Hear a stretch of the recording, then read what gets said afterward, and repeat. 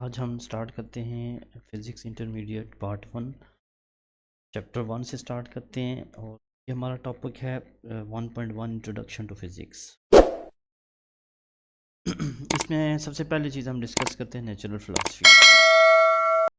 Natural philosophy basically जब बहुत पुराने दौर की बात है, जब जब कोई भी साइंस वगैरह नहीं होती थी, यानी जो पुराने ज़माने में जो भी लोग जो भी मुशाहिदा करते थे, जो चीज़ें वो देखते थे, उन मुशाहिदे की बिना पर वो कहते थे कि हम नेचर की स्टडी कर रहे हैं। उस वक्त कोई फ़िज़िक्स केमिस्ट्री वगैरह नहीं होती थी, तो जो स्टडी ऑफ नेचर है इसी को नेचुरल फ़िलासफ़ी का नाम उन्होंने दिया। और फिर जैसे जैसे साइंस ने तरक्की की तो साइंस की तरक्की के बाद इसको हिस्सों में डिवाइड करना पड़ा। ज़ाहिर बात है कि साइंस को समझना मुश्किल हो गया था, तो फिर उसको क्या किया गया, मुख्तलिफ हिस्सों में डिवाइड कर दिया गया। तो बेसिकली जो साइंस है उसके दो हिस्से बना दिए कि एक है बायोलॉजिकल साइंस और दूसरा आ गया फ़िज़िकल साइंस। बायोलॉजिकल साइंस से मुराद जो जानदार चीज़ें हैं, लिविंग ऑब्जेक्ट्स हैं, उनकी स्टडी। और जैसे कि इसमें आ सकता है एनिमल्स आ जाते हैं, और दूसरे नंबर पे इसमें आ जाते हैं प्लांट्स वगैरह आ जाते हैं, बॉटनी और ज़ूलॉजी। दूसरी है फ़िज़िकल साइंस। फ़िज़िकल साइंस है नॉन लिविंग थिंग्स की स्टडी, नॉन लिविंग ऑब्जेक्ट्स की स्टडी। जैसा कि इसमें आ जाता है फ़िज़िक्स आ जाती है, केमिस्ट्री आ जाती है और मैथ आ जाती है। नॉन लिविंग्स में जैसे कि हम ये कह सकते हैं, फ़िज़िक्स में हम ये कह सकते हैं जैसे कि हम मोशन को स्टडी करते हैं, जैसे कि हम एनर्जीज़ को स्टडी करते हैं। तो ये एनर्जी या मोशन ये क्या है, नॉन लिविंग ऑब्जेक्ट्स हैं, ये कोई जानदार नहीं है जी। तो हम ये कह सकते हैं कि बायोलॉजिकल साइंस में हम एनिमल्स, प्लांट, ह्यूमंस, कोई भी जो जानदार चीज़ें हैं, एनिमल्स हैं, जो लिविंग थिंग्स हैं, उनको स्टडी करते हैं। जबकि फ़िज़िकल साइंस में हम नॉन लिविंग थिंग्स को स्टडी करते हैं, जैसे कि मोशन हो गया, एनर्जी होगी। केमिस्ट्री में हम डिफरेंट रिएक्शंस को स्टडी करते हैं। तो ये रिएक्शंस बेसिकली जो है, हम ये कह सकते हैं कि ये रिएक्शंस क्या हैं, नॉन लिविंग थिंग्स हैं, ये कोई जानदार नहीं है। मैथ में हम जिस तरह के अलजबरा को स्टडी करते हैं और मुख्तलिफ मैथमेटिकल ऑपरेशंस को हम स्टडी करते हैं, तो ये भी क्या है, ये नॉन लिविंग ऑब्जेक्ट्स हैं या नॉन लिविंग थिंग्स हैं। तो दोबारा से मैं रिवाइज़ कर देता हूँ कि नेचुरल फ़िलासफ़ी से मुराद जो पुराने वक्तों में जो लोग जो मुशाहिदा करते थे नेचर का, उसको नेचुरल फ़िलासफ़ी कहते हैं। बाद में जब साइंस ने तरक्की की तो उसकी दो हिस्से बना दिए गए, दो क्लासिफिकेशन कर दी गई, एक बायोलॉजिकल साइंस, दूसरी है फ़िज़िकल साइंस। चले हम नेक्स्ट चलते हैं अपने नेक्स्ट स्लाइड की तरफ। What is physics? Physics basically क्योंकि ये हम डिस्कस कर रहे हैं इंट्रोडक्शन टू फ़िज़िक्स, तो फ़िज़िक्स जो है ये इसमें हम स्टडी करते हैं मैटर और एनर्जी का। मैटर बेसिकली कोई भी जो ऑब्जेक्ट है, कोई भी जो चीज़ है जो जगह घेरती है और कोई वॉल्यूम ऑक्यूपाई करती है, उसको हम मैटर कहते हैं। मतलब कोई भी जो हमारे इर्द-गिर्द जो भी जो नेचर में चीज़ें हैं, नेचुरल ऑब्जेक्ट्स हैं, उनको हम मैटर कह सकते हैं। यानी कि जिस तरह सॉलिड्स हैं, जिस तरह के लिक्विड्स हैं, जिस तरह के गैसेस हैं, तो ये सारी जो हैं ये क्या हैं, आपको मैटर्स होती हैं। जैसे कि जो चीज़ वॉल्यूम ऑक्यूपाई करे और उसका कोई वज़न हो, कोई मास हो, वेट हो, तो उसको हम कहते हैं मैटर। और एनर्जी से मुराद होता है आपके पास, जैसे कि ये हीट है, हीट एक एनर्जी की फॉर्म है। जैसे कि आपके पास काइनेटिक एनर्जी है, मोशन की वजह से जो एनर्जी, इसको काइनेटिक एनर्जी कहते हैं। जैसे कि पोटेंशियल एनर्जी है। तो ये एनर्जीज़ हैं।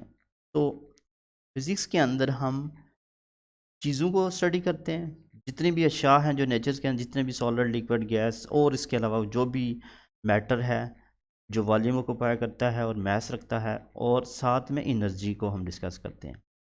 फिर हम ये चीज़ देखते हैं इसके अंदर कि मैटर से एनर्जी, इन दोनों का आपस में क्या रिलेशनशिप है, यानी हम कैसे मैटर से एनर्जी में कैसे कन्वर्ट कर सकते हैं।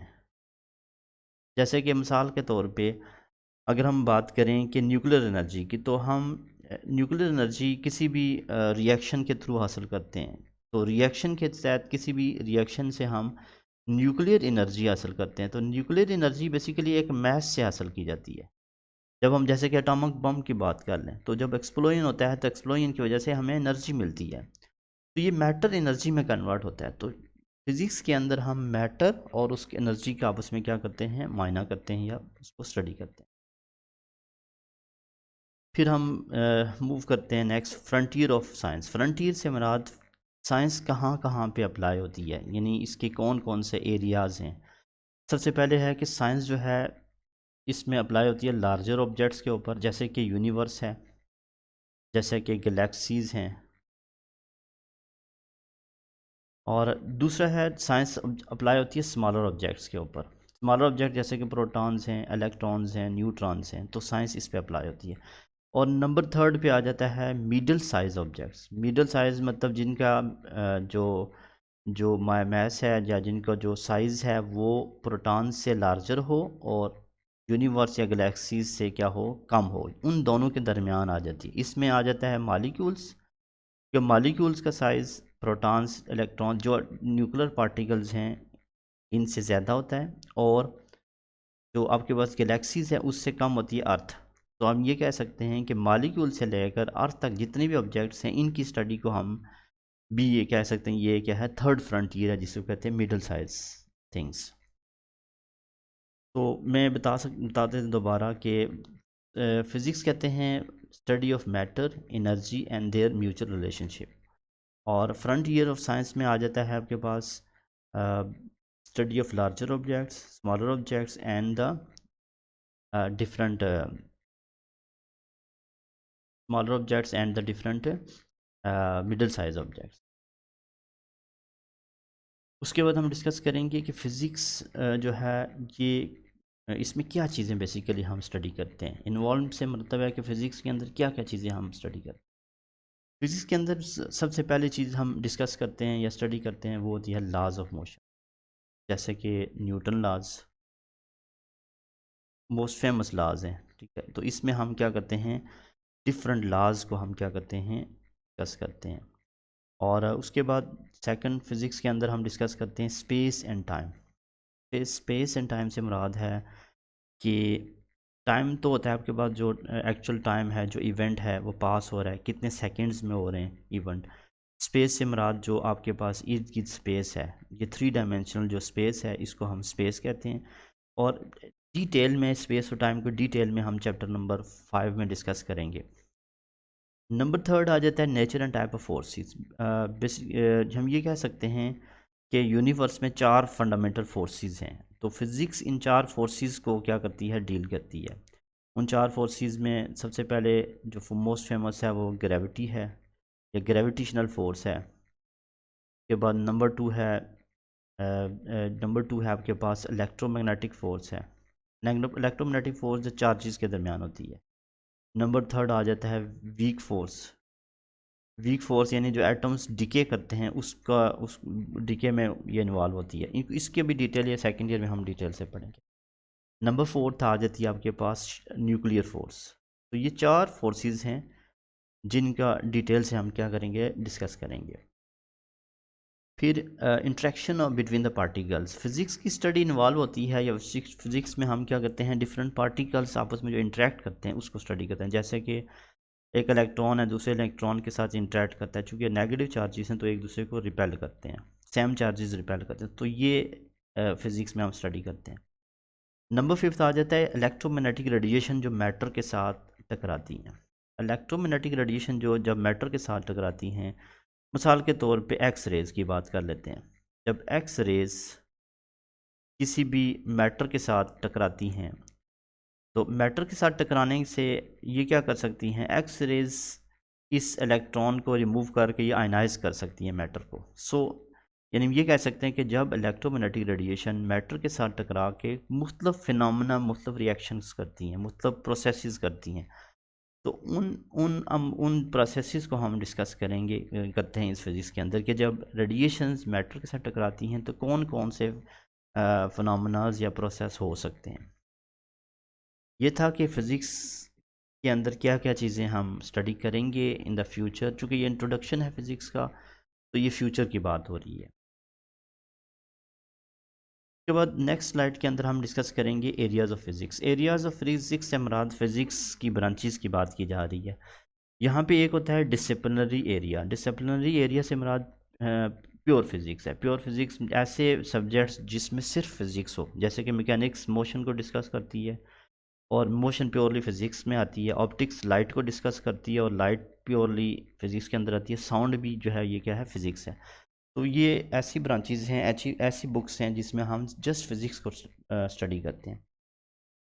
दूसरा एरिया है इंटरडिसिप्लिनरी। इंटरडिसिप्लिनरी से मुराद फिज़िक्स जो इन दूसरी सब्जेक्ट के अंदर यूज़ हो रही है, जैसे कि बायो फिज़िक्स के अंदर फिज़िक्स जो है वो बायो के अंदर इस्तेमाल हो रही है, इसको हम बायो फिज़िक्स कहते हैं। फ़िज़िक्स जो एस्ट्रोनॉमी के अंदर इस्तेमाल हो रही है, फ़िज़िक्स जो केमिस्ट्री के अंदर इस्तेमाल हो रही है। बायोफिज़िक्स के एग्जांपल्स हम सिंपल एग्जांपल ले सकते हैं। माइक्रोस्कोप। माइक्रोस्कोप जो हम फिज़िक्स में जो ऑप्टिक्स के अंदर हम इसको डेवलप करते हैं, तो ये बाद में ये बायोलॉजी के अंदर इस्तेमाल की जाती है डिफरेंट छोटे पार्टिकल्स को देखने के लिए।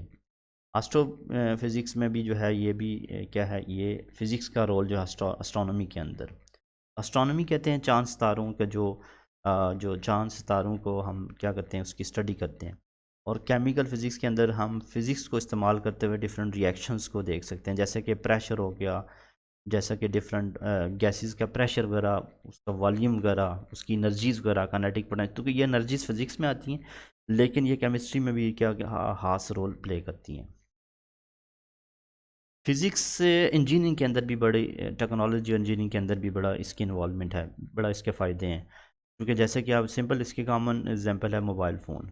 मोबाइल फ़ोन की एग्जांपल कर लें आप। ये बिल्डिंग्स जो होते हैं बिल्डर्स बनाते हैं, बिल्डिंग्स जो हैं जो इंजीनियर्स बनाते हैं, ये भी जो है ये भी क्या है, फ़िज़िक्स को इस्तेमाल करते हुए टॉर्क, टेंशन, स्टेबिलिटी, ग्रेविटी, ये तमाम चीज़ों को इस्तेमाल करते हुए बनाई जाती है।